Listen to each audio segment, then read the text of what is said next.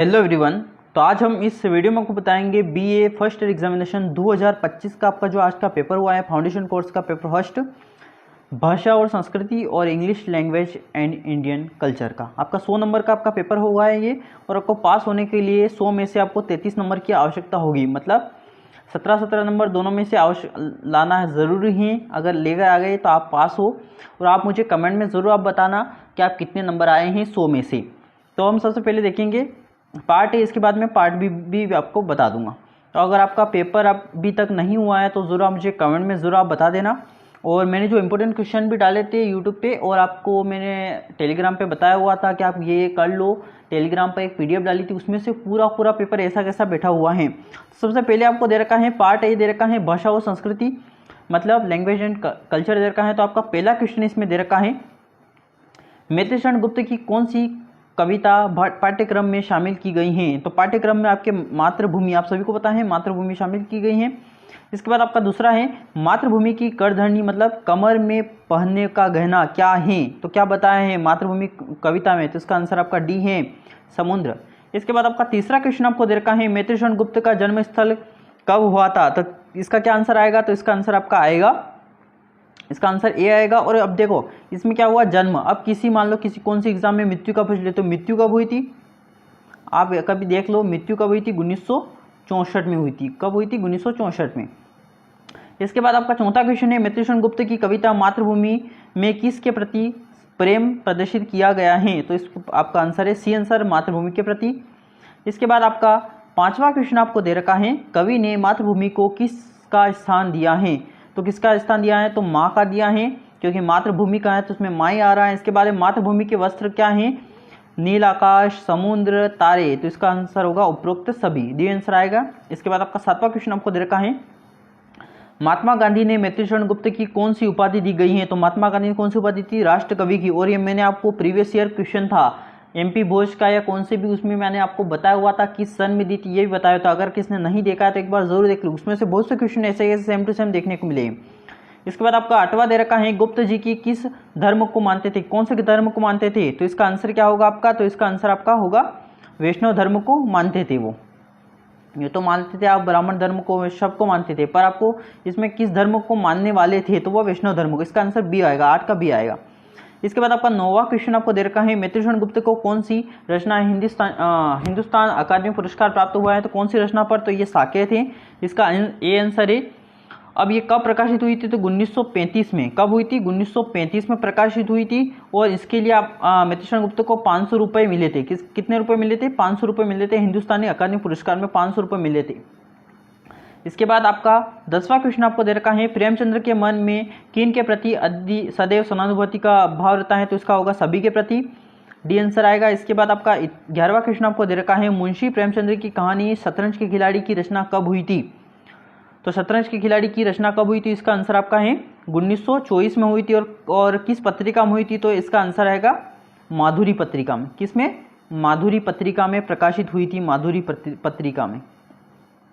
इसके बाद है लखनऊ के नवाब कौन है, तो इसका आंसर है वाजिद अली। अब ये देखो लखनऊ और अवध दोनों के नवाब वाजिद अली को ही कहा गया है। इसके बाद आपका 13वां क्वेश्चन आपको दे रखा है, मिर्जा सजात अली और मीर रोशन अली कौन सा खेल खेलते थे। आप सभी को मालूम है शतरंज खेलते थे।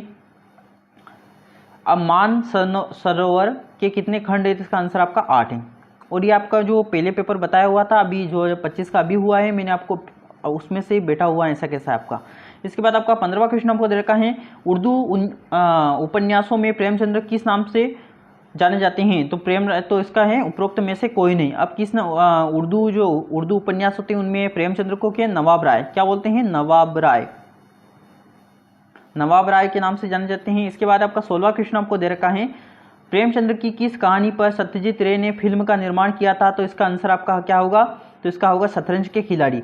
अब तो ये शतरंज के खिलाड़ी एक है और एक है सतगीत, यही है प्रेमचंद्र की ही भी है। तो सतगीत दोनों पर फिल्म बनी थी सत्यजीत रे ने। इसके बाद आपका 17वां क्वेश्चन आपको दे रखा है, शरद जोशी के किस कार्य से समाज को धर्मनिष्ठा, स्वतंत्र विचार और अदम्य साहस का परिचय मिलता है। तो इसका होगा उपरोक्त में से कोई नहीं। इसके बाद आपका 18वां क्वेश्चन हमको दे रखा है, शरद जोशी ने किस फिल्म के लिए संवाद लिखे थे। तो दिल है कि मानता नहीं है। इसके बाद आपका 19वां क्वेश्चन है, शरद जोशी की बेटी का नाम क्या है? तो नेहा जोशी। और मनुष्य के जीवन में एक मित्र कैसा नहीं होना चाहिए? तो आप इसका आंसर तो आप सभी को मालूम होगा, मूर्ख आएगा। इसके बाद आपका अगला क्वेश्चन आपको दे रखा है, तमिल भाषा में कंब रामायण किसके द्वारा रची गई? अब देखो ऑप्शन में आप टिक भी कर सकते हैं। अब कंब रामायण देखो, महाकवि तुलसीदास ने रामचरितमानस ली, वो तमिल में थे ही नहीं, उत्तर भारत में थे। महर्षि वाल्मीकि ने सिर्फ रामायण की रचना की और महर्षि कालिदास ने रचना की ही नहीं। तो इसका आंसर आएगा महाकवि कंब। कंब रामायण से कंब, तो महाकवि भी आंसर आएगा। इसके बाद आपका 22वां आपको दे रखा है, रामचरितमानस किस भाषा में लिखा गया? आप सभी को मालूम है, अवधी भाषा में लिखा गया था। इसके बाद आपका 23वां क्वेश्चन आपको है, भावार्थ रामायण किसने लिखी? तो किसने लिखी थी भावार्थ रामायण? किसने लिखी थी? तो इसका आंसर आपका ए आंसर आएगा, एकनाथ ने लिखी थी। इसके बाद आपका 24वां क्वेश्चन आपको दे रखा है, भगवान राम, लक्ष्मण और माता सीता वनवास के दौरान किस जंगल में रुके थे? तो इसका आंसर आपका बी आंसर है। क्या है? B answer. इसके बाद आपका 25वां क्वेश्चन आपको दे रखा है, मुगल रामायण क्या है? तो मुगल रामायण किसने रचना की थी? अकबर द्वारा रची थी। और ये देखो अकबर द्वारा फारसी भाषा में, क्योंकि मुगल काल में तो फारसी भाषा ज़्यादा थी, तो अकबर द्वारा रचित रामायण का फारसी भाषा में अनुवाद किया था। इसके बाद आपका 26वां है, उत्तर भारत में राम भक्ति प्रवर्तक का मुख्य श्रेय प्राप्त हैं? तो आचार्य रामानंद को जाता है। इसके बाद आपका 27वां क्वेश्चन आपको दे रखा है, राम भक्ति काव्यधारा की सबसे प्रौढ़ संरचना क्या है? तो रामचरितमानस ही है। इसके बाद आपका 28वां क्वेश्चन है कि मनुष्य को अपने जीवन में क्या धारण करना चाहिए? अनुशासन, धैर्य, मर्यादा। इसका आंसर आएगा उपरोक्त सभी, डी आंसर आएगा। इसके बाद आपका 29वां क्वेश्चन आपको दे रखा है, आचार्य रामचंद्र शुक्ल का जन्म कब हुआ था? तो कब हुआ था? तो इसका आंसर आपका आएगा 4 अक्टूबर 1884 को। और मृत्यु कब हुई थी? यह भी देख लो, मृत्यु कब हुई थी? 1941 को हुई थी, 1941 को हुई थी। इसके बाद आपका 30वां क्वेश्चन आपको दे रखा है, हिंदी साहित्य का इतिहास किसने लिखा था? आप सभी को मालूम है, इसका आंसर रामचंद्र शुक्ल ने लिखा था। अगर कुछ नहीं आता है, जैसे मान लो कि इसका आंसर नहीं आते, तो अब देख लो, आपने कुछ तो पढ़ा होगा। तो रामचरित भीष्म साहनी का नाम था, कभी पढ़ा था? महावीर प्रसाद द्विवेदी, हजारी प्रसाद, तो आपके पाठ्यक्रम में ही नहीं, तो पाठ्यक्रम मात्र रामचंद्र शुक्ल ही है, तो इसका आंसर सी लगा दो ऐसे। इसके बाद 31वां क्वेश्चन आपको दे रखा है, उत्साह निबंध में लेखक ने किसकी आवश्यकता महत्व को? तो इसका आंसर आपका सी आएगा, उत्साह आएगा। और उत्साह के कितने भेद होते हैं? तो इसका आंसर आपका 3 आएगा। कितना आएगा? 3 आएगा। इसके बाद आपका 33वां है, उत्साह गद्य की कौन सी विधा है? तो इसका आंसर आपका निबंध आएगा। और आचार्य रामचंद्र शुक्ल की माता का नाम क्या था? तो विभासी। क्या नाम था? विभासी। क्या नाम था? मैं आपको बता दूं, विभासी। क्या नाम था? विभासी था। इसके बाद आपका 35वां आपको दे रखा है, रामचंद्र शुक्ल की प्रारंभिक भाषा क्या हुई थी? मिर्जापुर में। कहाँ हुई थी? मिर्जापुर में हुई थी। और कौन से स्कूल में हुई थी? लंदन मिशन स्कूल में हुई थी। नोट कर लेना, लंदन मिशन आएगा, मिर्जापुर में हुई थी इसका आंसर। इसके बाद आचार्य रामचंद्र शुक्ल प्रसिद्ध थे, इसका आंसर है सभी के लिए प्रसिद्ध थे वो। और दिनकर की जन्मस्थली कहाँ है? दिनकर जी की जन्मस्थली कहाँ है? तो इसका आंसर क्या आएगा? तो इसका आंसर आपका बी आएगा, बिहार में। इसके बाद आपका 38वां क्वेश्चन आपको दे रखा है, राष्ट्रीय एकता की सबसे बड़ी बाधा क्या है? तो ये क्या है? ये वर्णभेद। और वर्ण के कारण ही जातिवाद हो रहा है, इसके कारण ही हो रहा है सब। तो राष्ट्रीय एकता की सबसे बड़ी बाधा तो यही है, तो वर्णभेद आएगा इसका आंसर। इसके बाद ये 39वां आपको दे रखा है, किस स्थान के कृषक तगड़े मोटे नहीं होते हैं? अब देखो इसमें दे रखा है, किस स्थान के कृषक तगड़े मोटे नहीं होते हैं। अब ये क्वेश्चन पूछने का था मध्य प्रदेश के, बिहार के, उत्तर प्रदेश के। अब जो किसान हैं वो मोटे तो होंगे नहीं, क्योंकि काम करते हैं, तो सभी को आपको थोड़ा सा अगर लगाया होगा किसने दिमाग, तो इसका होगा उपरोक्त सभी। क्या आएगा? डी आंसर आएगा। इसके बाद आपका 40वां है, शंकराचार्य ने अपने जीवन काल में भारत के 4 कोनों में कितने मठों? अब देखिए इसमें 4 कोनों, अब 4 कोनों में दे रखा है, तो इसका आंसर 4 ही लगा दो, क्योंकि 4 ही मठों की रचना की थी, स्थापना की थी उन्होंने। इसके बाद आपका 41वां दे रखा है, आवश्यकता शब्द का पर्यायवाची क्या है? तो इसका होगा सभी। जरूरी भी है, अनिवार्य, अपरिहार्य, तो इसका आंसर आएगा सभी, उपरोक्त सभी आएगा। इसके बाद यामिनी का पर्यायवाची क्या है? तो यामिनी का पर्यायवाची रात है। इसके बाद आपका है कौन से, देखो इसमें क्या दे रखा है 43वां, कौन से विलोम शब्द का युग्म सही है? तो विलोम शब्द क्या सफल प्रखर हो रहा है, क्या नहीं हो रहा है? तो आपका अगला देखो, बी वाला देखो, इसमें सफल असफल क्या विलोम बन रहे हैं? हाँ, सफल असफल विलोम, तो इसका आंसर बी लगा दो। इसके बाद आपका 44वां क्वेश्चन आपको दे रखा है, निम्न में से कौन सा आकाश का पर्यायवाची नहीं है?